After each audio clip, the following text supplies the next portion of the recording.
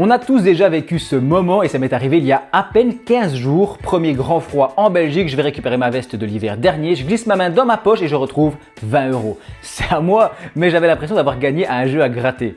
Mais imagine maintenant que ce soit pas 20 €, mais plutôt 200 € ou même 2000 €, ou alors encore mieux que ce soit pas ta veste, mais plutôt celle de ton grand-père abandonné depuis longtemps et dont personne n'a fouillé les poches depuis des lustres. Ce n'est pas un fantasme, actuellement en Belgique, on a plus de 800 millions d'euros sur des comptes dormants, des comptes bancaires inactifs, des assurances jamais réclamées ou des comptes épargne ouverts il y a plus de 20 ans. L'argent est bien réel, mais la personne ne le réclame pas. 800 millions d'euros, c'est une somme quand même. Et si je t'en parle aujourd'hui, c'est parce qu'il y a un projet du gouvernement qui a relancé le débat. Réduire drastiquement le délai de prescription pour permettre à l'État de récupérer cet argent dormant plus rapidement. Puisque oui, lorsque cet argent n'est pas réclamé depuis plus d'environ 30 ans, il y a prescription. Ça veut dire qu'il y a l'extinction d'un droit après une certaine durée. Il y a des différents domaines où il peut y avoir des prescriptions et ici, c'est à peu près 30 ans. Et à ce moment-là, l'argent revient à l'État puisqu'on décide, voilà, il y a prescription, il n'appartient à personne. Et ça, on est d'accord, il n'y a aucun problème. Le projet ici serait de faire passer ce délai de prescription de 30 ans à 10 ans et peut-être même à 5 ans dans certains cas. Je te le dis immédiatement, ce n'est pas un projet qui est voté, c'est quelque chose qui est en discussion, rien n'est final, mais c'est l'occasion parfaite pour parler avec toi des avoirs dormants, de voir surtout comment savoir si on en a ou pas et de comment les récupérer à temps. On ira voir ensemble si j'ai des avoirs dormants et en fait la situation, tu vas voir, dépend beaucoup des familles, des générations précédentes, des déménagements, des histoires personnelles, de ce genre de choses. C'est pas parce que tu es quelqu'un d'organisé aujourd'hui que tes parents l'étaient ou que tes grands-parents l'étaient aussi. C'était aussi une autre époque, il n'y avait peut-être pas Internet aussi il y a 25-30 ans.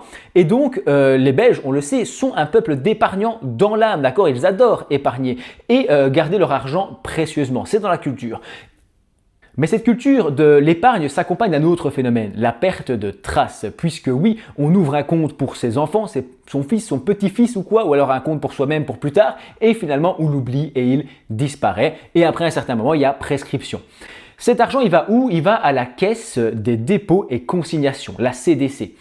Apparemment, elle a identifié déjà en termes de comptes dormants, plus de 670 000 comptes et contrats déjà identifiés en compte dormant chez la CDC. C'est incroyable quand même. Et beaucoup viennent de situations très concrètes et très humaines. Je vais te donner tout de suite 3 exemples. Le premier, c'est l'histoire du grand-père qui a un compte oublié au fil des générations. Année 90, ton grand-père ouvre un compte épargne pour toi, il met 10 000 francs belges, d'accord? Puis il décède. Ton père ne sait même pas que ce compte existe. À l'époque, il n'y avait pas vraiment Internet, les connexions, etc. Et ce compte se perd un petit peu. La banque envoie une lettre à la maison, mais la maison est déjà vendue ou elle était en ruine et on a laissé ça traîner et puis ça a été perdu. Personne ne se manifeste, le compte devient dormant. Deuxième exemple, un jeune qui change de banque. Tu as 22 ans, tu trouves ton premier boulot, tu switches vers une nouvelle banque plus moderne parce que tu estimes que celle que tes parents t'ont choisie ne te convient plus. Tu oublies ton vieux compte épargne ouvert par tes parents et il reste dessus 200 €, 300 €, 500 €, 1000 € avec différents intérêts. Tu déménages une fois, 2 fois, 3 fois, ton adresse change, les lettres n'arrivent jamais à bon port, ça se transforme en compte dormant. Le décès aussi, ça malheureusement on doit en parler, le décès d'un proche dont on ne connaît pas tous les actifs. Il avait des comptes à gauche, à droite, etc. C'est pour ça que moi j'avais fait des tutos sur le PCC, la déclaration des comptes qu'on a notamment à l'étranger. Un parent décède et il avait plusieurs produits d'assurance ou plusieurs comptes différents. La famille règle la succession, mais voilà, un petit micmac se passe et on ignore l'existence d'un des contrats par exemple et l'assureur ne parvient pas à contacter les héritiers puisqu'il vient de, il était en relation avec le père qui lui n'était plus avec les enfants, enfin tu vois, des histoires un peu familiales comme ça. Quelques mois plus tard, l'argent part à la CDC en compte dormant. Ces situations théoriques ici représentent l'écrasante majorité des 800 millions d'euros qui dorment à la CDC en Belgique. Tous ces scénarios peuvent arriver réellement, d'accord? Mais avant de continuer, il faut qu'on comprenne exactement c'est quoi un compte dormant. Quand est-ce qu'il devient dormant? Eh bien, un compte bancaire devient dormant après 5 ans d'inactivité, ce qui peut aller relativement vite. Il faut qu'il n'y ait aucune transaction et aucun contact entre le titulaire et la banque. Sinon, ça remet le délai à 0. C'est comme ça que ça fonctionne en prescription aussi. Ce point est important. Il faut une absence totale de contact. Une banque ne peut pas classer un compte comme dormant si tu as un autre compte actif chez elle et que tu l'utilises activement. Donc, il y a une nuance ici qui est essentielle. Pour les contrats d'assurance, c'est différent. Ils deviennent dormants lorsque les montants doivent être versés mais qu'aucun ayant droit ne s'est manifesté dans les 4 mois. Ça par contre c'est assez court. Ensuite, la banque ou l'assureur ici doit transférer l'argent à la CDC, la Caisse des dépôts et consignations. Puis l'argent, il dort pendant des années. Je comprends ici la volonté du gouvernement de récupérer cet argent un peu plus vite parce que c'est vrai que sur 30 ans, l'inflation, etc., s'il n'y a pas eu d'intérêt, de rendement ou que ça ne produit plus rien, en fait cet argent, il ne vaut plus rien s'il est retrouvé après 25-30 ans. Donc réduire le délai, admettons, mais c'est important ici de vérifier si on n'a pas des comptes dormants. Et puis, il ne faudrait pas trop réduire ce délai pour pas non plus en faire une sorte de piège. Même si ici, on est quand même loin du piège, on parle de plusieurs années et puis c'est vraiment l'inattention de la personne.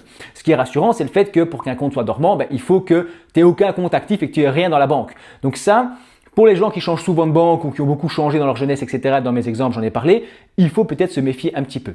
Quelques infos importantes aussi, les avoirs inférieurs à 60 € ne sont plus récupérables une fois transférés à la CDC. Ça signifie que si tu as un petit compte là dormant dans une ancienne banque avec 50 €, hop, c'est parti, tu ne peux pas les récupérer. Donc attention à ça aussi, il faudrait les récupérer à temps s'ils existent. Les comptes dormants ne produisent plus d'intérêt. Tu vois, j'en parlais il y a un instant, depuis mai 2016. Si tu as plusieurs comptes dans la même banque, un seul compte suffit à être actif pour empêcher les autres de devenir dormants. Donc ça, je l'ai déjà dit, mais c'est important de le rappeler. Les nouveaux avoirs dormants sont ajoutés quotidiennement dans e-dépôt. C'est ce que je vais aller voir après. Et les fonds ne disparaissent pas du jour au lendemain. Il y a toujours plusieurs étapes légales où on essaie de contacter la personne, etc. avant que, au final, l'État devienne propriétaire. On est d'accord, hein? Donc c'est pas, ils ne viennent pas voler ton argent.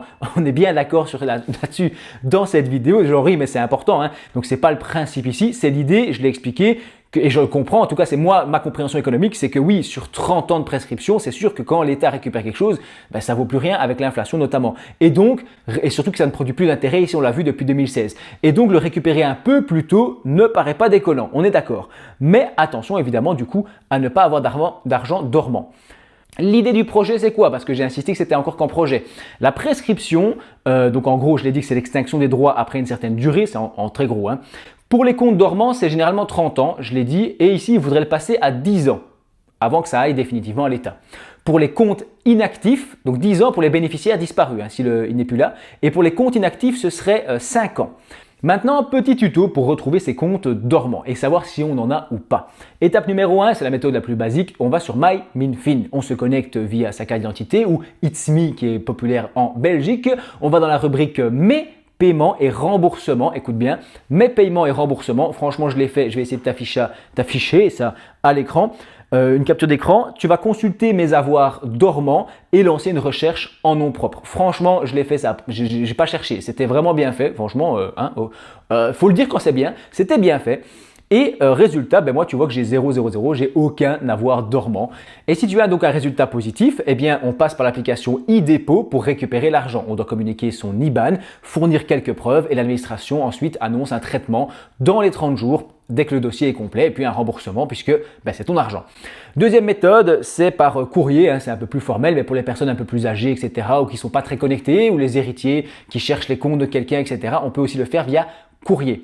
J'insiste qu'on n'est pas là pour paniquer, hein, mais que c'est une petite vérification qui prend 30 secondes ici. Franchement, on s'y retrouve direct et qui n'est pas très compliqué. Il y a moyen, j'ai vu en bas, c'est écrit en petits caractères, que tu peux aller plus loin pour faire des demandes plus approfondies et des demandes au nom d'autres personnes. Dans mon cas, évidemment, j'ai pas vraiment de doute à ce niveau-là, donc je l'ai pas fait. Je vais en discuter un peu avec mon père et essayer de voir si ça vaut le coup d'aller un peu plus loin ou pas, parce que ça sert à rien de faire bouger les choses ou de se lancer là-dedans pour rien, hein, tu vois, si vraiment il n'y a aucun doute. Mais ça dépend, encore une fois, je l'ai dit, de la situation familiale et de plein de choses qui se passent dans la vie. Bref, je pense que c'était intéressant comme thème, les avoirs dormants. N'hésite pas à donner ton avis en commentaire, c'est la meilleure manière de me soutenir. Alors je te dis merci d'avoir regardé cette vidéo jusqu'au bout.